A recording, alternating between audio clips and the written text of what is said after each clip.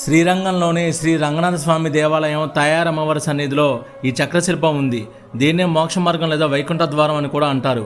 ఇక్కడున్న పాదాలపై మన పాదాలుంచి ఈ 5 రంధ్రాల సమూహంలో మన కుడి చేతి 5 వేళ్ళు ఉంచి అలా కొంచెం పక్కకి ఒరిగి మన ఎడం చెని నడుము మీద అలా వెనక్కి పెట్టుకొని మోకాలను వంచకుండా మన స్వామివారిని చూడగలిగితే సాక్షాత్తుగా వైకుంఠంలో ఉన్న ఆ శ్రీ మహావిష్ణుని చూసినట్లే అని, అలా చూస్తే ముక్తికి అర్హులవుతామని అంటారు.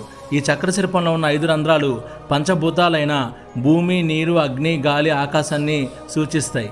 అలాగే తాయారమ్మ తన ఆలయం నుండి బయటకు అడుగు పెట్టకుండా ఈ విధంగా పెరుమాళ్ళని చూస్తూ ఉంటుందని, అందుకే ఆమెకు పడి తాండపత్ని అనే పేరు వచ్చినట్లు మరొక కథనం.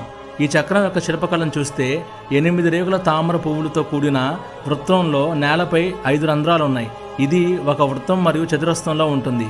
చతురస్రం యొక్క ఉత్తరం వైపున అలంకరించబడిన ఒక జత పాదాలు ఉన్నాయి. ఇలా ఒక శ్రీరంగంలో తప్ప ఎక్కడా ఉండదు.